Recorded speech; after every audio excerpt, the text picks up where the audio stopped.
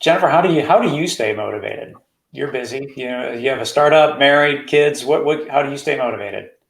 Yeah, so I think people say this a lot, but like thinking about what your why is. So my why is my children.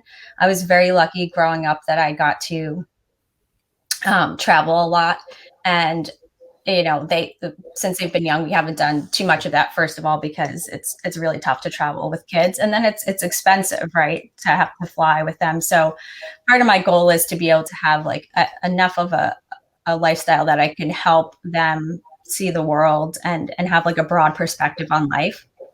And so there's a lot of things I do within business that I don't like doing that are hard and scary to like make my stomach turn. And then it's like at least a couple times a week, but sometimes every day, I'll have to like remind myself, like, okay, but why am I doing this? Right. So I have like a vision board. Like I don't know if people are familiar with that, but you put up different things that are meaningful to you or that you want to try to reach and some of your goals. And then also just kind of, remind myself of when I go somewhere with my kids and we're actually like doing things and living life, how excited and happy they are. And that's another one of my focuses. Yeah, I mean that's one thing. I mean, you hit on something that is super that not a lot of people realize, or they choose not to look at it. It's really easy to do the easy things, and then when you know that you have to do the difficult things, it's super easy to go back to the easy things, and then you're really not pushing yourself or your business forward. I mean, you have to address those difficult things up front. Is there any things that you do or any tricks that you use to address those difficult things to get through them? Yes, when you hinted on one of the things, I don't push things off. Because I've realized that with some of the other businesses I did, they were like, I wasn't as passionate about them. Like if it wasn't my main one where I was doing it because it was convenient or worked with my schedule.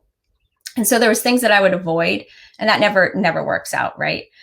So with this, I realized that I had to keep myself to a really tight pace schedule. I do the time blocking.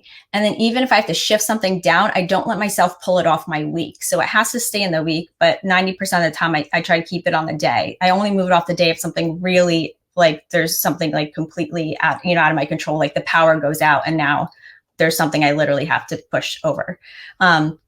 But what I've tried to do, and I read, can't take credit for this. I did read it somewhere, and I don't remember exactly where it was, but about how the body feels fear and excitement in the same way. So that like feeling that you get in like the pit of your stomach when you're nervous or scared about something is also very similar to that like excited feeling that you get like when you, I don't know, let's say you like want to scratch off like lottery ticket and maybe you got like a decent amount of money, right? It's like that surprise, but like, wow, like, did this just happen? Like, that's awesome. Or like when you're on the top of a roller coaster, like you're ready to go down, you're excited, but you're also kind of like a little bit like nervous. You can get that like stomach flipping.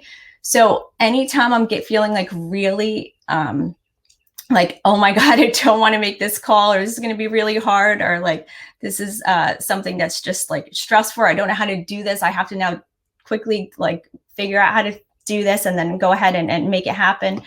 I will take myself through that like roller coaster thing where I feel like I'm at the top of a roller coaster. And by the way, I'm scared of roller coasters, but I get super excited. I'm like, we are going to do this. We're going to reach the finish line. And I pep myself up. And then I literally like turn it into like a woohoo feeling. And it's so cheesy, but it really works. Like you don't like roller coasters. I do. I love when I was a kid. I loved them all the time. I don't mind going upside down. I don't like the straight down. My stomach like goes up into my like, oh.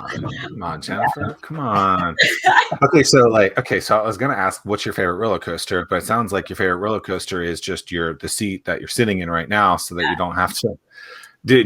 Is there a favorite roller coaster even though you hate them? So I'm from New Jersey, so Six Flags. Okay, so Six Flags Great Adventure. Yep. There's one where you like, I don't know, you strap the thing over and then your legs hang upside down, so it just does a lot of flips. Yeah, Batman the Ride. I don't. Was it that or Medusa? Okay, so Medusa, I think.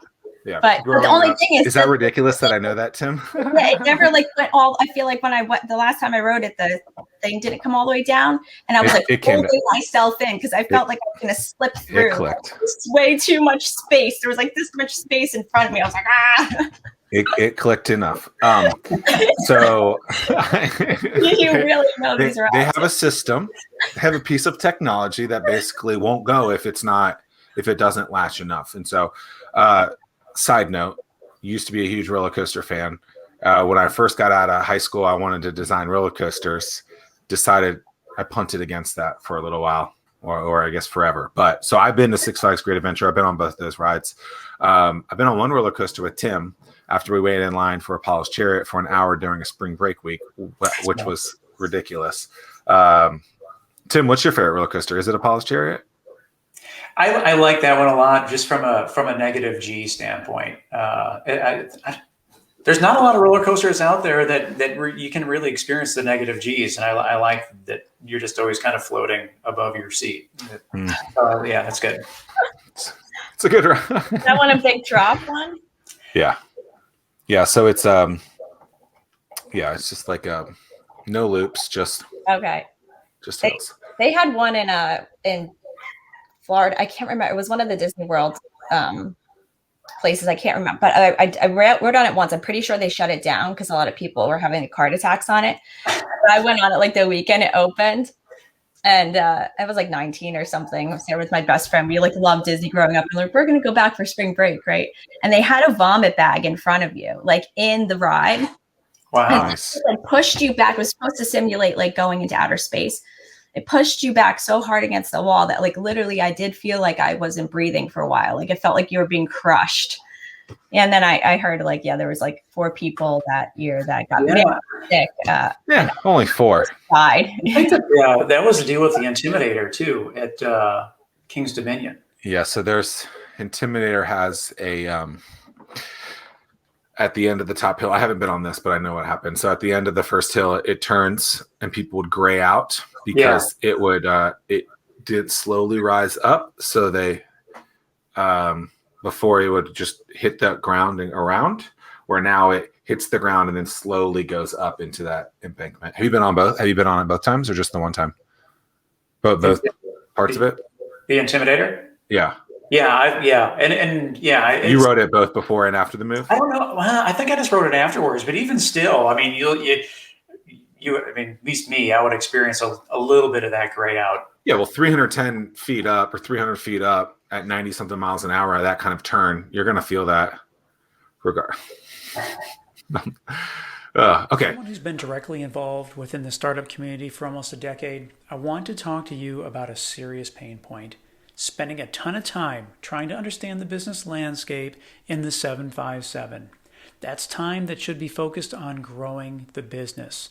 At Startwheel, we're here to help you by compiling all of the news you need to know about in one place.